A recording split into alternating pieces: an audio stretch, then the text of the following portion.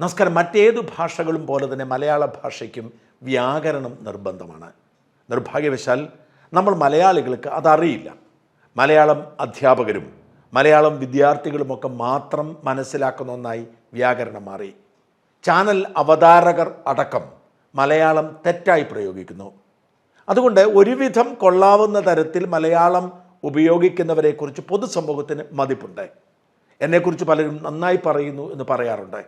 വാസ്തവത്തിൽ എൻ്റെ മലയാളം ഒട്ടും കേമമല്ല. ഞാൻ UP സ്കൂളിൽ പഠിച്ചുകൊണ്ടിരുന്നപ്പോൾ ചിറക്കടവുകാരനായ ഒരു രാമചന്ദ്രൻ സാർ ആയിരുന്നു എൻ്റെ മലയാള അധ്യാപകൻ. അദ്ദേഹം ഭംഗിയായി ഭാഷ പ്രയോഗിച്ചതുകൊണ്ട് കുറച്ച് കിട്ടി. പിന്നീട് ഹൈസ്കൂളിലെത്തിയപ്പോൾ VJ ആൻ്റണി ആലപ്പാട്ട് എന്ന് പറയുന്നൊരു അധ്യാപകൻ ഞുള്ളി മലയാളം കൃത്യമായി ഉച്ചരിക്കാൻ പഠിപ്പിച്ചു. അതുകൊണ്ട് കുറച്ചൊക്കെ ഭേദമായി എന്നല്ലാതെ കൃത്യമായി പറയാൻ സാധിക്കില്ല എന്നതാണ് സത്യം. അതറിയാത്തത് കൊണ്ടല്ല, പ്രയോഗശീലം കൊണ്ടാണ്. ഞാൻ സ്ക്രിപ്റ്റ് എഴുതാതെ മനസ്സിൽ നിന്ന് വീഡിയോ ചെയ്യുന്ന ആളാണ്. അതുകൊണ്ട് സ്വാഭാവികമായി എത്തുന്ന മലയാള ഭാഷയിൽ വ്യാകരണമോ ഉച്ചാരണമോ കൃത്യമായി ഉണ്ടാവണമെന്നില്ല. എന്നാൽ രാമചന്ദ്രൻ സാറിൻ്റെയും VJ ആൻ്റണി സാറിൻ്റെയും നുള്ളു കിട്ടിയിട്ടുള്ളത് കൊണ്ട് കുറച്ചൊക്കെ മെച്ചമാണെന്ന് മാത്രം. ആകെ ഒരു ഗുണമുള്ളത് കൃത്യമായി ഉച്ചരിക്കാൻ മഹാഭൂരിപക്ഷം പേർക്കും അറിയാത്തത് കൊണ്ട് നമ്മൾ വരുത്തുന്ന തെറ്റ് ആരും അറിയുന്നില്ല എന്നതാണ്.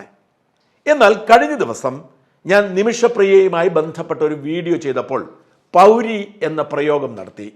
ഇന്ത്യയിലെ ഒരു പൗരി എന്ന് നിമിഷപ്രിയ വിശേഷിപ്പിച്ചത് വലിയ തോതിൽ ചർച്ചയായി. ആ വീഡിയോയുടെ അടിയിൽ പലരും നിങ്ങൾ എന്താണ് ഈ പറയുന്നത്, പൗരി എന്നൊരു പദമുണ്ടോ, പൗരൻ എന്നതല്ലേ ശരി എന്ന് ചോദിച്ച് കമൻറ്റുകൾ ഇട്ടു. മറുനാടൻ ലവേഴ്സ് എന്ന് പറയുന്ന ഒരു ഗ്രൂപ്പുണ്ട്. മറുനാടൻ്റെ ആഹ്വാനപ്രകാരം ആരെയെങ്കിലുമൊക്കെ സാമ്പത്തികമായി സഹായിച്ചവർക്ക് മാത്രമേ ആ വാട്സാപ്പ് ഗ്രൂപ്പിൽ അംഗത്വം കിട്ടാറുള്ളൂ. ആ ഗ്രൂപ്പിൽ ഒരു മറുനാടൻ ലവർ ഇങ്ങനെ എഴുതി, സാർ പൗരി എന്ന് പറയുന്നത് തെറ്റാണെന്ന് പല കമൻറ്റുകളിലും കാണുന്നു. പൗരയാണ് ശരിയെന്നും ചിലർ, അതല്ല പൗരത്രി എന്നും മറ്റു ചിലർ. എനിക്കിതിലത്ര വിവരമില്ല, താങ്കളുടെ അറിവിലേക്കായി. എന്ന് മാത്രമല്ല, രാജീവ് മേനോൻ എന്ന് പറയുന്ന ഒരാൾ, അദ്ദേഹം മലയാള ഭാഷയെക്കുറിച്ച് അത്യാവശ്യം ധാരണയുള്ള ആളാണ്.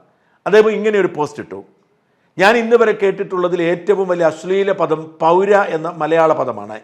പൗരൻ എന്ന വാക്കിൻ്റെ സ്ത്രീലിംഗ പദം എന്താണെന്നറിയാതെ ചിലർ പൗര എന്ന് ഉപയോഗിക്കുന്നത് കാണാം.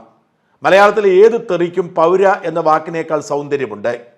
ഇപ്പോൾ മറുനാടൻ ഷാജൻ പൗരി എന്നൊരു വാക്ക് കൊണ്ടുവന്ന് അതിനെ അപ്ഗ്രേഡ് ചെയ്തിട്ടുണ്ട്. മാസ്റ്റർ ഡിഗ്രി വരെയുള്ള എൻ്റെ പഠനകാലത്തൊന്നും പൗര, പൗരി തുടങ്ങിയ വാക്കുകൾ ഞാൻ എവിടെയും കേട്ടിട്ടില്ല. പൗരൻ എന്ന പുല്ലിംഗ പദത്തിൻ്റെ സ്ത്രീലിംഗ പദം വനിത എന്നാണ് പ്രിയ മലയാളീസ്. ഇപ്പോൾ ഏതെങ്കിലും ഡിക്ഷണറിയിലൊക്കെ പൗര എന്നോ പൗരി എന്നോ ഉള്ള തെറിപ്പദങ്ങൾ എഴുതി ചേർത്തിട്ടുണ്ടെങ്കിൽ അത് അംഗീകരിക്കാൻ തൽക്കാലം മലയാള ഭാഷയെ സ്നേഹിക്കുന്ന എൻ്റെ മനസ്സ് അനുവദിക്കുന്നില്ല. പൗര, പൗരി എന്നീ വാക്കുകൾ ഉണ്ടേ എന്ന് വാദിക്കുന്നവരുടെ ചോദ്യം, ഝാൻസി റാണി ഒരു ധീരവനിതയായിരുന്നു എന്നല്ലേ കേട്ടിട്ടുള്ളത്, ധീര പൗരിയാണ് എന്ന് എവിടെയെങ്കിലും പറഞ്ഞു കേട്ടിട്ടുണ്ടോ? ഇതായിരുന്നു അദ്ദേഹത്തിൻ്റെ പോസ്റ്റ്. ഇതുകൂടി ആയപ്പോൾ എനിക്കും സംശയമായി. ഞാൻ നേരത്തെ സൂചിപ്പിച്ചല്ലോ, ഞാനൊരു പണ്ഡിതനല്ല എന്ന്. ഞാൻ ഡേവിഡ് സേവ്യർ സാറിനെ വിളിക്കുന്നു. പാലാ സെൻറ് തോമസ് കോളേജിലെ മലയാളം വിഭാഗം മേധാവിയായി റിട്ടയർ ചെയ്ത ആളാണ്. മാത്രമല്ല അദ്ദേഹം പദശുദ്ധികോശം എന്ന പേരിൽ ഒരു പുസ്തകം എഴുതിയിട്ടുണ്ട്. മലയാള ഭാഷയിലെ എല്ലാ പദങ്ങളെയും കൃത്യമായി അദ്ദേഹം വിശദീകരിക്കുന്ന ഒരു പുസ്തകം എഴുതിയിട്ടുണ്ട്. അദ്ദേഹത്തിൻ്റെ പുസ്തകം എൻ്റെ കയ്യിലുണ്ട്. അദ്ദേഹത്തോടാണ് ഞാൻ എന്തെങ്കിലും സംശയം എന്നാൽ ചോദിക്കുന്നത്. മാത്രമല്ല ഈ പദശുദ്ധികോശം എന്ന പേരിൽ അദ്ദേഹത്തിൻ്റെ ഒരു വാട്സാപ്പ് ഗ്രൂപ്പുണ്ട്. നമ്മുടെ BS വാര്യർ സാറും എഴുത്തുകാരനായ രവിവർമ്മ തമ്പുരാനും K ടോണി ജോസും ഒക്കെ ഉൾപ്പെട്ട മലയാള ഭാഷാ വിദഗ്ധർ ഉൾപ്പെട്ട ഒരു വാട്സാപ്പ് ഗ്രൂപ്പാണ്. ഞാൻ ഏറ്റവും ജാഗ്രതയോടെ ശ്രദ്ധിക്കുന്ന ഒരു വാട്സാപ്പ് ഗ്രൂപ്പാണത്. അതിന് കാരണം ഭാഷാ പ്രയോഗത്തെക്കുറിച്ചുള്ള വളരെ മനോഹരമായ പല ചർച്ചകളും അതിൽ വരാറുണ്ട്. അതുകൊണ്ട് ഞാൻ അദ്ദേഹത്തോട് എഴുതി ചോദിച്ചു. അപ്പോൾ അദ്ദേഹം അതിനൊരു വിശദീകരണം നൽകി. എൻ്റെ പ്രയോഗം ശരിയാണ്, പൗര എന്നത് തന്നെയാണ് അതിൻ്റെ ശരി എന്ന് മാത്രമല്ല, നിങ്ങൾ മാധ്യമപ്രവർത്തകർ ഉപയോഗിക്കുന്ന പല പദങ്ങളും തെറ്റാണ്. അതിൽ അദ്ദേഹം ചൂണ്ടിക്കാട്ടിയ ഒരു വാക്ക് അവതാരകയാണ്. അവതാരക എന്ന് പറയുന്ന ഒരു പദമില്ല. അവതാരകന്റെ സ്ത്രീലിംഗം അവതാരകയല്ല, അത് അവതാരികയാണ് എന്ന് അദ്ദേഹം എന്നോട് പറഞ്ഞു. ഇക്കാര്യവും ഈ പൗരി സമ്മതിക്കാത്തവർ സമ്മതിക്കുമെന്ന് ഞാൻ വിശ്വസിക്കുന്നില്ല. അവതാരിക എന്ന് വെച്ചാൽ അത് പ്രീഫേസ്, അതായത് ആമുഖം എന്നാണ് എന്ന് വിശ്വസിക്കുന്നവരാണ് നമ്മൾ. ഒരു പുസ്തകത്തിൻ്റെ ആമുഖം അതാണ് അവതാരിക. അല്ലാതെ വാർത്ത അവതരിപ്പിക്കുന്നവരെ അവതാരക എന്ന് വിളിക്കണം എന്ന് വിശ്വസിക്കുന്നവരാണ്. അങ്ങനെ തന്നെയാണ് നമ്മുടെ പത്രങ്ങൾ കൈകാര്യം ചെയ്യുന്നത്. അവതാരിക എന്ന് വെച്ചാൽ പ്രീഫേസ് അല്ലെങ്കിൽ ആമുഖമാണ് എന്ന ഒരു മുൻവിധി. ഇത്തരത്തിൽ ഒരുപാട് തെറ്റുകൾ നമുക്ക് പറ്റുന്നുണ്ട് എന്ന് ഡേവിസ് സാർ എന്നോട് പറഞ്ഞു. എന്ന് മാത്രമല്ല, ഈ പദശുദ്ധികോശം എന്ന പുസ്തകത്തിൽ പൗരിയും പൗരനും എന്ന പേരിൽ ഒരു പാരഗ്രാഫ് തന്നെയുണ്ട്. അതെങ്ങനെയാണ്? എല്ലാവർക്കും സുപരിചിതമായൊരു വാക്കാണ് പൗരൻ. ആ വാക്ക് സർവ്വസാധാരണമായി ഇന്ന് ഉപയോഗിക്കുന്നു. നിരുക്തി അനുസരിച്ച് നഗരവാസി അല്ലെങ്കിൽ പുരവാസി എന്നേ പൗരശബ്ദത്തിന് അർത്ഥമുള്ളൂ.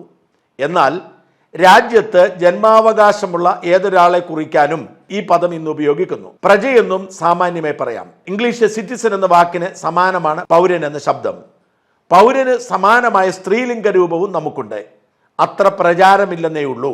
പൗരി, വളരെ കൃത്യമായി ബ്രാക്കറ്റിൽ പുരന്ത്രി, നഗരവാസിനി എന്ന അർത്ഥത്തിന് പുറമെ ഒരു രാജ്യത്ത് ജന്മാവകാശമുള്ള സ്ത്രീ എന്ന അർത്ഥവും പൗരിക്കുണ്ട്. ഫീമെയിൽ സിറ്റിസൺ എന്ന് ഇംഗ്ലീഷിൽ പറയും.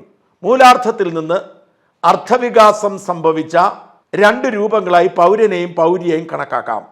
പൗരൻ എന്ന വാക്കുപോലെ പൗരി അത്ര പരിചിതമല്ലെന്നേ ഉള്ളൂ. 4-5 പ്രയോഗിച്ചു കഴിയുമ്പോൾ പൗരിയും പ്രസിദ്ധമായി കൊള്ളും. നമ്മുടെ കവികൾ പൗരി പോലുള്ള ലുപ്തപ്രചാര പദങ്ങൾ സന്ദർഭത്തിന് ചേരുന്ന വിധം പ്രയോഗിച്ച് കാണിച്ചു തന്നിട്ടുണ്ട്. മഹാകവി കുമാരനാശാന്റെ ചിന്താവിഷ്ടയായ സീതയിൽ നിന്നൊരു ശ്ലോകം ഉദാഹരിക്കാം. പട്ടണ സ്ത്രീകളെ കുറിച്ച് വിവരിക്കുന്ന സന്ദർഭം: പരപുച്ഛവും അഭ്യസൂയയും ദുരയും ദുർവ്യതിയാനസക്തിയും കരളിൽ കടിവച്ചു ഹാ പരമ്പരയായി പൗരികൾ കെട്ടുപോയിതേ എന്ന് പറഞ്ഞാണ് ഈ ഭാഗം അവസാനിക്കുന്നത്. എന്നിട്ട് അദ്ദേഹം എനിക്കൊരു കുറിപ്പ് എഴുതി. ആ എന്ന പ്രത്യേകം ചേരുന്ന പ്രകൃതി പ്രത്യാംഗമായ കകാരത്തിൽ അവസാനിക്കുകയും കാകാരപൂർവമായി അകാരമുണ്ടായിരിക്കുകയും ചെയ്താൽ അകാരത്തിന് ഇകാരദേശം. ഇതാണ് നിയമം. സേവകൻ സേവിക, നിരൂപകൻ നിരൂപിക, അഭിഭാഷകൻ അഭിഭാഷിക. പ്രത്യേകം ശ്രദ്ധിക്കണം, അഭിഭാഷക എന്നാണ് നമ്മൾ പറയുന്നത്, തെറ്റാണ്. അഭിഭാഷിക. നിരൂപിക, നിരൂപകയല്ല നിരൂപിക. അതായത് എല്ലാത്തിനും ഇകാരം വേണമെന്ന് വ്യക്തം. ഈ തെറ്റ് വരാൻ കാരണം സമർത്ഥൻ സമർത്ഥ എന്ന് മനസ്സിൽ കിടക്കുന്നത് കൊണ്ടാണ്. അവിടെ ഇൻ എന്ന് അവസാനിക്കുമ്പോൾ അവതാരകൻ അവതാരിക അവസാനിക്കുന്നത്. ഇത് മനസ്സിലാക്കാത്തത് കൊണ്ടാണ് തെറ്റ് സംഭവിക്കുന്നത്. അവതാരക ശരിയെന്ന് ധരിച്ചാൽ അധ്യാപക ശരിയാണെന്ന് പറയേണ്ടി വരും. അവതാരക സ്ത്രീലിംഗം എന്ന് കരുതിയാൽ അവതാരക സംഗമം എന്ന് എഴുതിയാൽ പെണ്ണുങ്ങൾക്ക് മാത്രമല്ലേ പങ്കെടുക്കാൻ പറ്റൂ. അവതാരക പ്രത്യേകം ചേർക്കാൻ സജ്ജമാക്കിയ ഘടന മാത്രം. അവതാരകൻ ചേരുമ്പോൾ പുല്ലിംഗവും ഇക ചേരുമ്പോൾ സ്ത്രീലിംഗവുമാകുന്നു. അതുകൊണ്ട് പ്രത്യേകം ശ്രദ്ധിക്കുക, അവതാരകന്റെ സ്ത്രീലിംഗം അവതാരകയല്ല അവതാരികയാണ്. അധ്യാപകന്റെ സ്ത്രീലിംഗം അധ്യാപകയല്ല അധ്യാപികയാണ്. ഗായകന്റെ സ്ത്രീലിംഗം ഗായകയല്ല ഗായികയാണ്. ബാലകന്റെ സ്ത്രീലിംഗം ബാലികയാണ്. ഇതുപോലെ മലയാള പദത്തിൽ ഒരുപാട് പ്രത്യേകതകൾ. ഞാൻ അദ്ദേഹത്തോട് നേരത്തെ ചോദിച്ചൊരു ചോദ്യം പ്രചരണമാണോ പ്രചാരണമാണോ ശരി എന്നതാണ്. അദ്ദേഹം എനിക്ക് നൽകിയ ഉത്തരം ഇതാണ്: പ്രചരണം പ്രചരിക്കലും പ്രചാരണം പ്രചരിപ്പിക്കലുമാണ്. പകർച്ചവ്യാധി പ്രചാരണമാണ്, ഇലക്ഷൻ പ്രചാരണമാണ്. ഈ ഒരു വലിയ വ്യത്യാസമുണ്ട്. നമുക്ക് പലപ്പോഴും അറിയാൻ കഴിയാത്ത യാദൃശ്ചികം എന്ന് പലരും പറയാറുണ്ട്. അതല്ല, യാദൃച്ഛികമാണ്. എന്തായാലും പൗരൻ എന്ന വാക്കിന്റെ സ്ത്രീലിംഗം പൗരിയാണെന്നും അവതാരകൻ എന്ന വാക്കിന്റെ സ്ത്രീലിംഗം അവതാരികയാണെന്നും സ്ഥിരീകരിച്ചുകൊണ്ട് ഈ ഭാഷാ സംവാദം അവസാനിപ്പിക്കട്ടെ.